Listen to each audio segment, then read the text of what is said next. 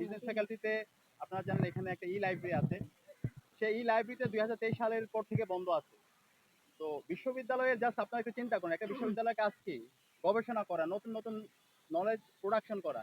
তো সেই জায়গায় যখন লাইব্রেরিটাকে সবচেয়ে কর্নার করে রাখা হয়, লাইব্রেরি বন্ধ, এটার জন্য কোনো উদ্যোগ না হয়, তখন বোঝা যায় আমাদের বিশ্ববিদ্যালয়ের পড়াশোনার অযোগ্যতা, অদক্ষতা এবং তাদের খামখেয়ালি মনোভাব।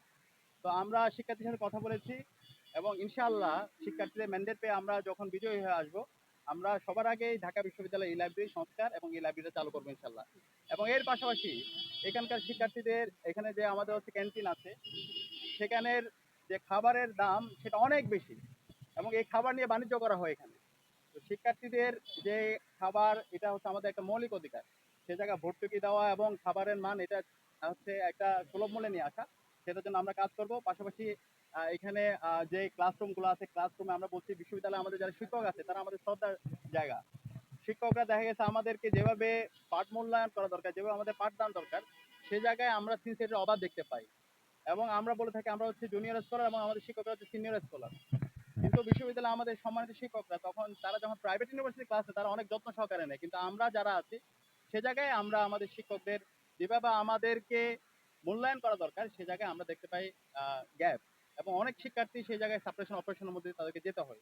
তো সেই জায়গায় আমরা বলছি আমরা আমাদের এই ইশতেহারের মধ্যে থাকবে শিক্ষক মূল্যায়ন, সেটা আমরা যুক্ত করবো এবং শিক্ষার্থীরা আমাদের শিক্ষক সম্পর্কে মূল্যায়ন করবে, তারা ফিডব্যাক দিবে, যেটা আমরা বহির্বিশ্বে সব জায়গায় দেখতে পাই।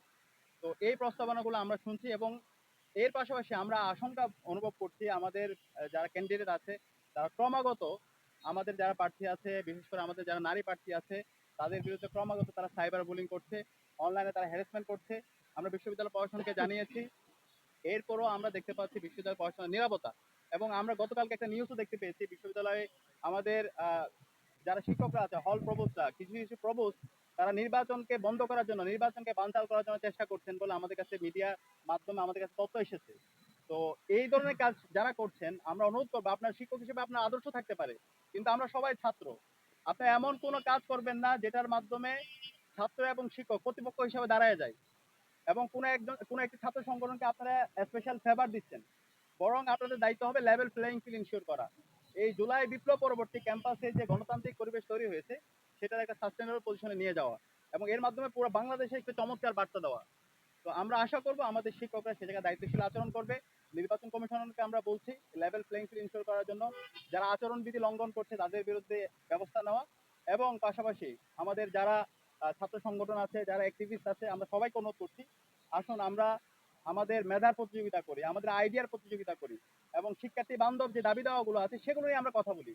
এগুলো না করে আমরা যদি একজন আরেকজনের বিরুদ্ধে এইভাবে হচ্ছে সাইবার বুলিং করতে থাকি, একজন আরেকজনের বিরুদ্ধে অপবাদ দিতে থাকি, তাহলে এর মাধ্যমে শিক্ষার্থীরা এর মাধ্যমে একটা তাদের নেগেটিভ মাইন্ডসেট তৈরি হচ্ছে। এটা এই নতুন রাজনীতির কালচার হতে পারে না। তো সে জায়গা থেকে আমাদের জায়গা থেকে আমরা দায়িত্বশীল আচরণ করছি। আমরা সবাইকে অনুরোধ করবো আমরা সবাই দায়িত্বশীল আচরণ করি। জুলাই বিপ্লব পরবর্তী আমাদের ঐতিহাসিক একটি সুযোগ এসেছে এবং এই ঐতিহাসিক সুযোগ আমরা যেন সবাই একসাথে জুলাইয়ে যেভাবে আমরা আমাদের পরিচয় ভুলে গিয়ে ঐক্যবদ্ধভাবে ফেসিবাদের বিরুদ্ধে আন্দোলন করেছি, একই সাথে এই আসন্ন ডাকসু নির্বাচনকে সামনে রেখে আমরা যেন সবাই ঐক্যবদ্ধভাবে আমাদের ঢাকা বিশ্ববিদ্যালয় বিনির্মাণ করার জন্য এবং আমাদের সবার বাংলাদেশ বিনির্মাণ করার জন্য আমরা যেন ঐক্যবদ্ধভাবে কাজ করি।